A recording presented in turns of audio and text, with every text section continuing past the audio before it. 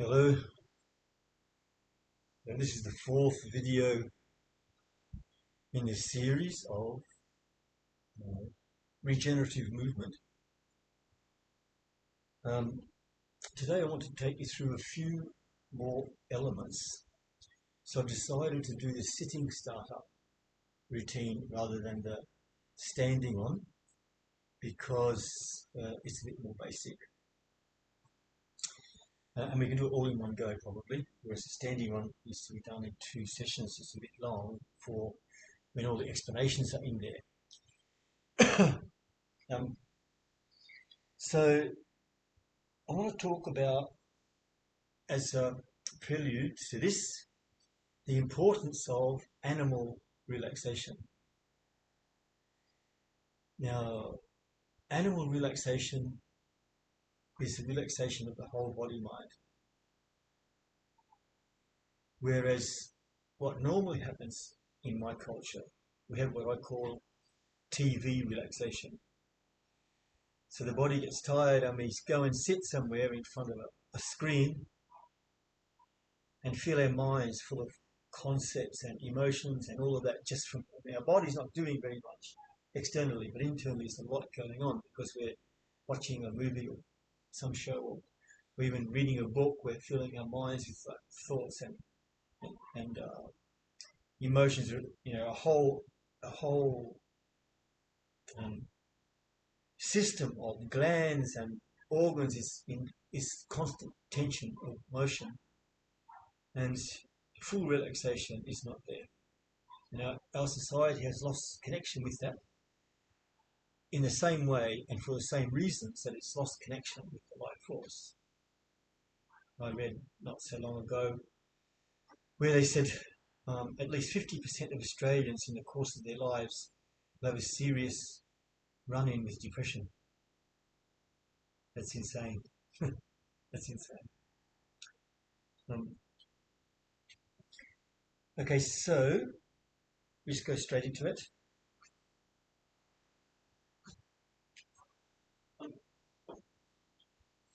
So sit back with your feet extended, your legs extended, and just lean back on your hands.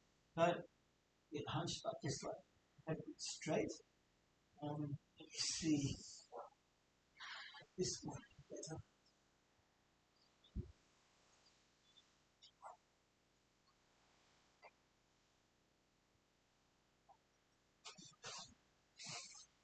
Okay, so we're going to do some degenerative exercises so that we bring fatigue to the shins.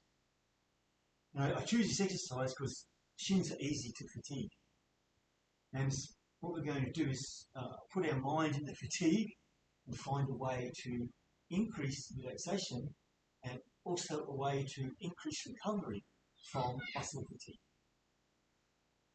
So just lean back and draw. Well, first we just clench and open the toes, draw the feet back, clench and open the toes. And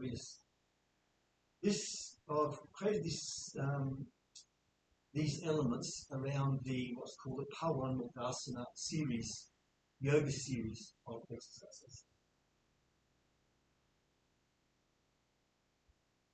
Now, drawing the toes back, point forward, back and fully forward, fully back. So we're working the shins.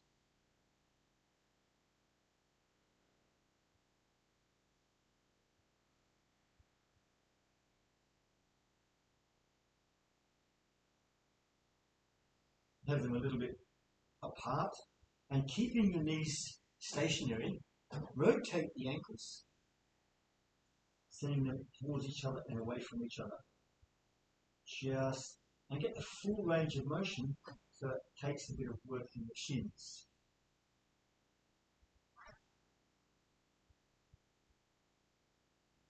And back the other way.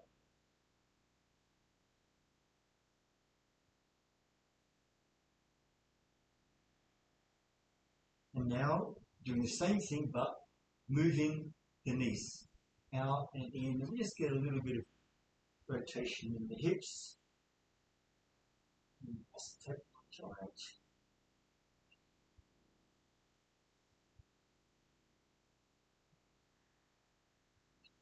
And back the other way.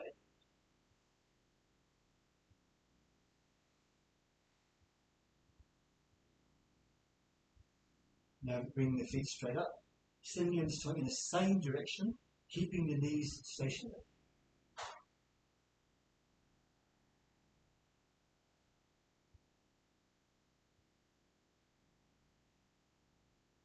And back the other way.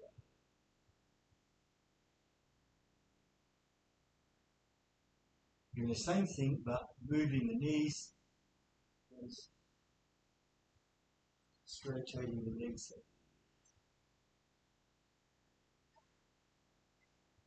And back the other way.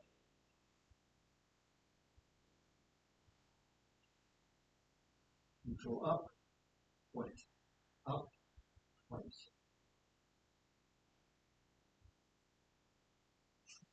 So the shins should be feeling a bit warm by now. You can feel that little bit of fatigue in the shins, so just put your mind in there. And you can see all those shins want to do is relax. It's all they want to do. You can feel how that sense of fatigue in the muscle, it just drops into relaxation on its own. Now, have that sense, feel that sense where all it wants to do is relax. And then put your mind in your thighs. Have that sense in your thighs, all they want to do is relax.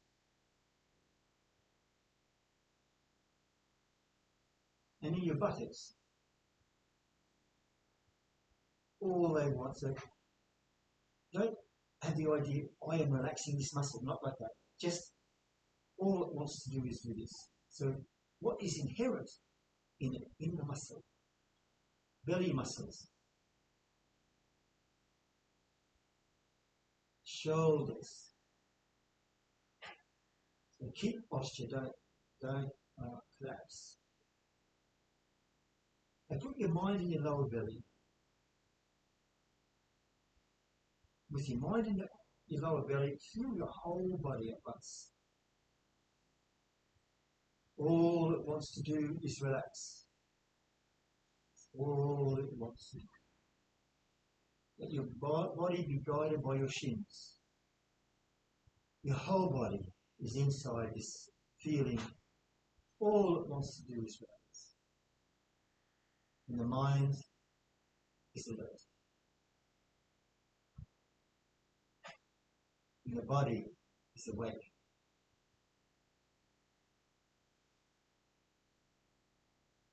See if you can feel the vitality in your whole body. It's just sitting there, relaxed.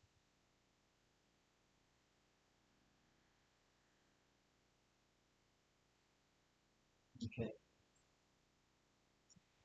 The next element I want to point out is of intentional movement in the mind and the body. So this is a fairly simple one. What we're going to do is stay in this posture, draw our toes back, send them straight forward and point. Pull it back and then point the ball of the foot. Pull it back and point the heel. You can see there. So at first it's point, then it's the ball of the foot, the toes are pulled back, the ball is pointed, and then heel. Now, as we do that, we say a word of some kind. It doesn't really matter what it is. It's like a definite.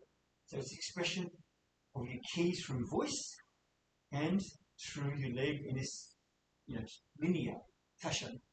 So if you're back to yes, no, me, you, we, it, tree, flower, air, fire, yes, other side, when, I,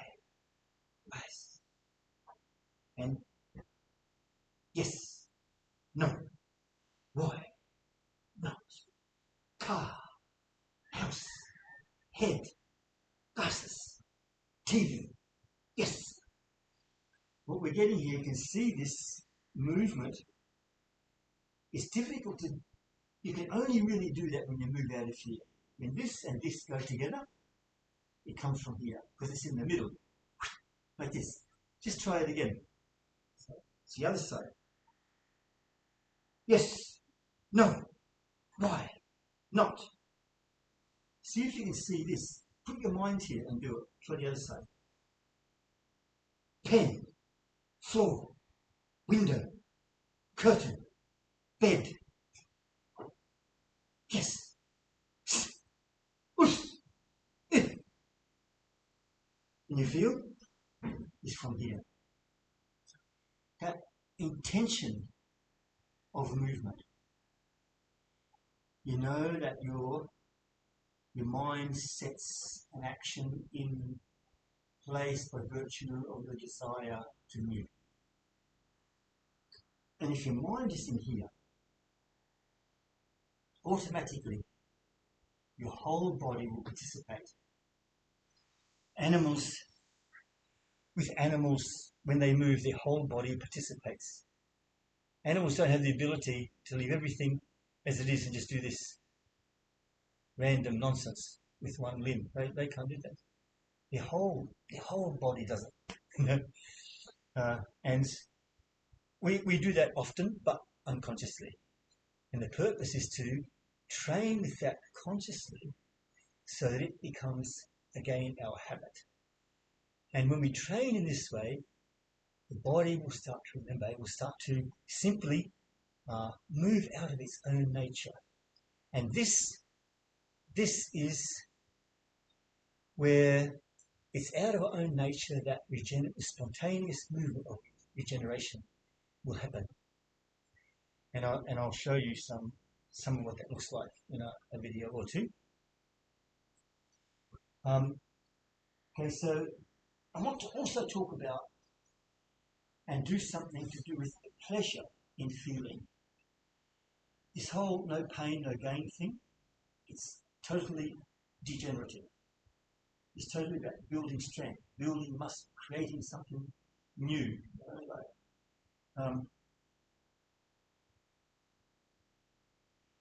But there's another maxim.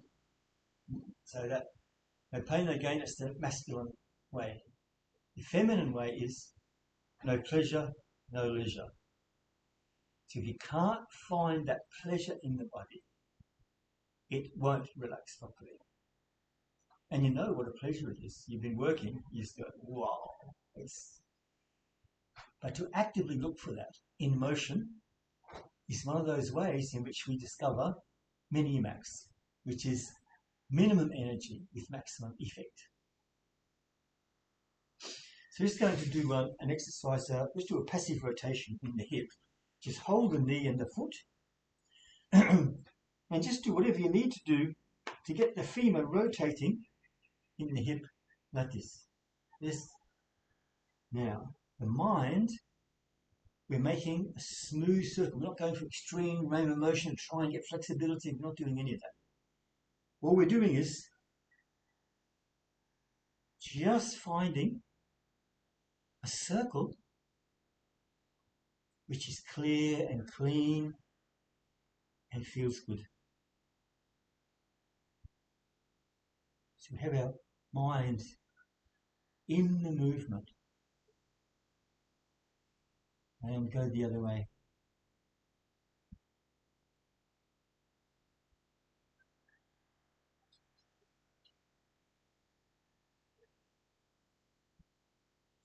So you do whatever you do to get a smooth flow, and the mind is in that smooth flow. When your mind is in there, you increase your ki, your life force that goes to that place. Now just hold your foot in the crook of your arm and your knee, or just hold it a bit like this if you can't do that. And draw it in and rock. And just a little bit of a stretch. So pull it in where, not so it's impinging here, hold it out here. Breathe in and see if you get some stretching down here that comes near where you don't think you can move. So go to that place where you can't really move and back off a little bit and then rock. So just rock. And what you're looking for is the pleasure in that. So if you're holding your knee too tight and it hurts, back off. If it's pulling too tight, back off here. All we're looking for is the pleasure of the movement, but you're running very close to where it starts to twinge or where it starts to hurt, but you're not going there, you're just close. So this movement, this is an important part of regenerating when you have an injury. You know, they'll give you exercises for injury and it'll hurt a little bit. You go there, so you back off and all of this. I'm using this arm because that's the last time it happened to me. Damaged my shoulder. But if what you do is like getting moving, you need to move the synovial fluid in the joints and all of that. But the biggest thing is to get the key moving well. So if you have an injury somewhere, and you say you can't lift up here, it hurts. So you move, you back off from there, move, find the pleasure of where it is, and your mind is in there. Then increase it until it just before it touches the pain. So you just get the pleasure of it, make it a bit bigger, and you move it with pleasure just this side of pain, so it's not pain. I destroyed the shoulder. I was roller skating with my grandchildren, and you know, I hadn't roller skated for 50 years, or 16 was the last time I roller skated.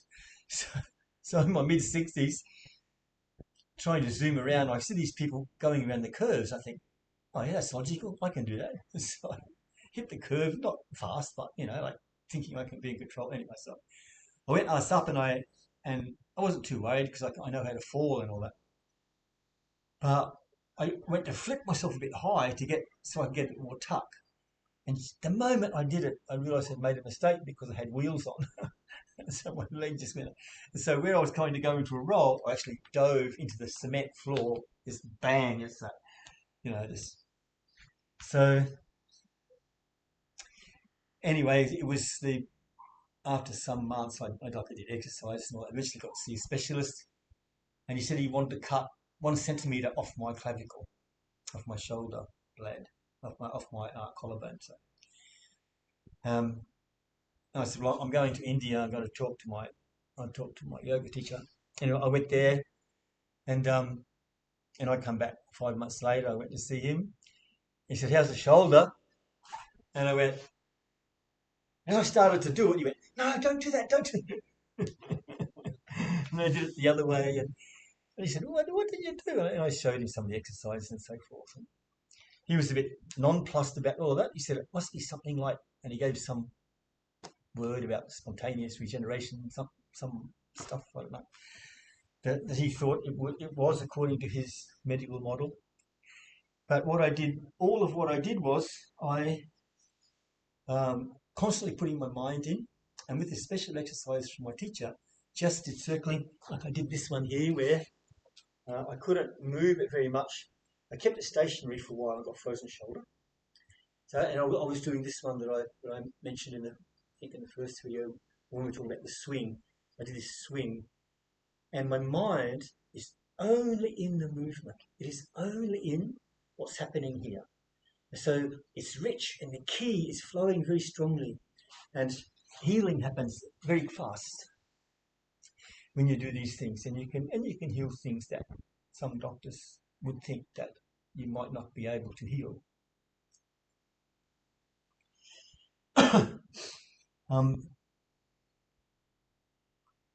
Action. Okay. So I remember I saw not so long ago the Indian yoga Swami called Sadhguru, and he was saying that all movement comes from rest. And this is a figure ground change in perception to what we normally train with. Rest is something that we do after we exercise. Rest is something you do when you're tired. So the figure of ground is changed 180 degrees. So we live a life of rest and then do activity out of that. And this is a much more, this is the way of mini-max, and it's the way of maximizing regeneration or generation. So let's just come, I want to do this, come into this idea of tension and relaxation. So just hold your hand out and draw your hand back. Normally, if we were doing exercises where we're exercising the wrist, we would go exercise here, exercise there, and so we move from one, and there would just be a movement, a tense movement in between both. But to change the figure ground of our perception here, we relax. Out of this relaxation, feel the vitality of the relaxed body. Come into tension and relax. Out of this relaxation, come into tension, like that. Come into tension, relax. Relax.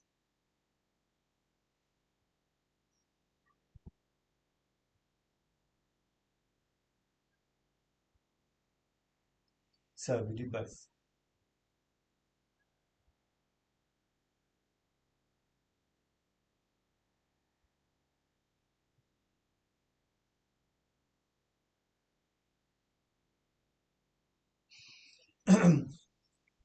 There's another principle here. We're talking about moving the whole body together. So we moved our leg and our voice at the same time. So to do that, we need to come from here. So this idea of being in the lower belly and behaving out of that. This is something different that's come in the last 20 years or so. It's become important in all kinds of activities where people say, oh, maybe 30 years or something. People say, activate your core muscles or move from your core muscles. And there's actually a lot of core muscles around here. But the energetic place of the core is what in Japan they call hara, and in China they call lower dantian. It's actually hara in Japanese actually means belly, and the point I'm talking about is actually called tanden. But for some reason they call it hara. I don't know why that is, but just for a bit of clarity. Okay, so we're going to move from here and have your mind in here, and then just simply put your fingertips on your shoulder and simply extend them out. Draw in, so breathe into your lower belly. From your lower belly, extend. Breathe into your lower belly, extend. Breathe out. Breathe in, breathe out. Breathe in, breathe out. Okay, so have your hands out to the side with your upper arms parallel to the floor. Breathe in, extend. Breathe in, extend. Breathe in, extend. Cross your arms, extend. Extend. Extend. Now if you're moving from here, I just noticed something, my foot moved slightly. And it was because I was holding at a point where there's only a little bit of balance, and this movement made it move. And whereas if I'd just been doing it from here, nothing would have happened in that foot. Because my whole body was in here. So the bit that you're being stable with participates. So from here, when I do this, my whole body participates. So you don't have to remember all of these things. I'm just going through these elements that we will be looking at as we go through various movements and movement sequences. And you will need to create for yourself a movement sequence that suits you so that we can practice these things. I will be using common ones like salute to the sun, or maybe five Tibetans, or there's common sets of movements that people know, and so I would rather use those rather than people spend time finding something new. But for yourself, when I'm showing, I will do it this way. But for yourself, it's important to just see what suits you and what gives you pleasure, what you're interested in, and all of that. So you are very invested in creating a kata for yourself or a routine for yourself. And these elements we will be putting in there. Okay, so thank you. That's 25 minutes. I'm getting better. I'd like to keep these at about 20 if I can. Okay, thank you very much.